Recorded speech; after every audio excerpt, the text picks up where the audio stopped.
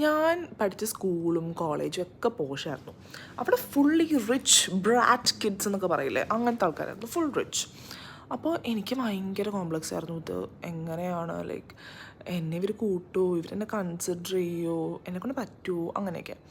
So being റിച്ചും അതുപോലെ തന്നെ നമ്മൾ റിച്ചായിട്ട് തോന്നിക്കുന്നതും വളരെ ഡിഫറെൻ്റ് ആണ്. ഓക്കെ, ബീങ് റിച്ച് എന്ന് പറഞ്ഞാൽ നമ്മൾ കഷ്ടപ്പെടണം, പൈസ ഉണ്ടാക്കണം, ഒരു സ്ട്രാറ്റജി വേണം.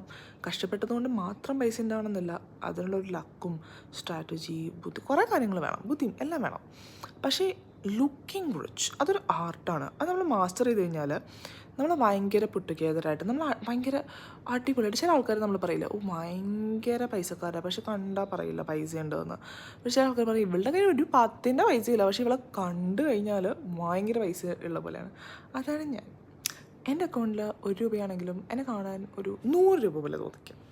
സോ അങ്ങനെ. അപ്പോൾ എനിക്ക് മനസ്സിലായത്, എനിക്ക് ആക്ച്വലി ഇതൊക്കെ വന്നിട്ട് ഇങ്ങനെ പറയണമെന്നുണ്ട്. ഓക്കെ, ഞാനങ്ങനെ ഇത് മാസ്റ്റർ ചെയ്ത് എൻ്റെ ഹെയർ ചെയ്യാനും മേക്കപ്പ് ചെയ്യാനും നെയിൽസ് ചെയ്യാനും ഞാനൊന്നും പുറത്ത് പോയിട്ട് പൈസ കൊടുത്ത് ചെയ്യില്ല. ഞാൻ ഫുൾ തന്നെയാണ് ചെയ്യുന്നത്. പക്ഷേ എനിക്കതൊക്കെ വന്ന് പറയണമെന്നുണ്ട്.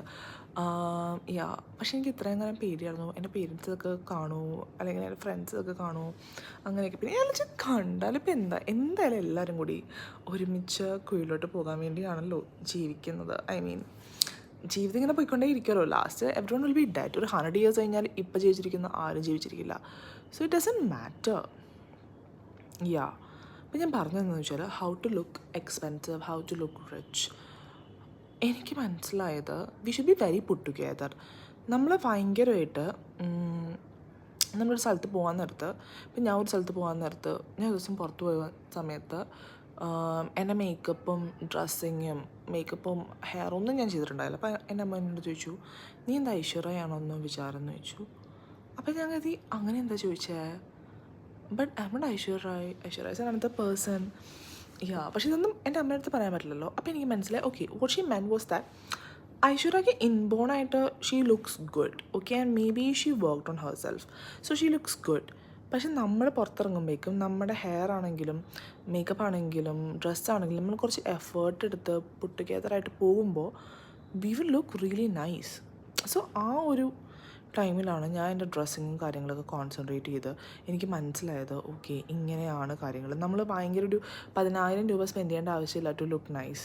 വി ക്യാൻ സ്പെൻഡ് 10 രൂപ, പക്ഷേ 10 രൂപ എങ്ങനെ സ്പെൻഡ് ചെയ്യണമെന്ന് നമുക്കറിയണം. നമ്മൾ കുറേ കാര്യങ്ങൾ നന്നായിട്ട് പഠിക്കണം. അത് ഹെയർ ചെയ്യാനും മേക്കപ്പ് ചെയ്യാനും അങ്ങനത്തെ കാര്യങ്ങൾ നന്നായിട്ട് പഠിക്കണം. യാ, ഇതിനെ പറ്റിയൊരു ലോങ് വീഡിയോ ഈ ചാനലിൽ ഞാൻ ഇടാം. And so many people wouldn't like this. They'll be like എന്ത്, ബട്ട് യാ.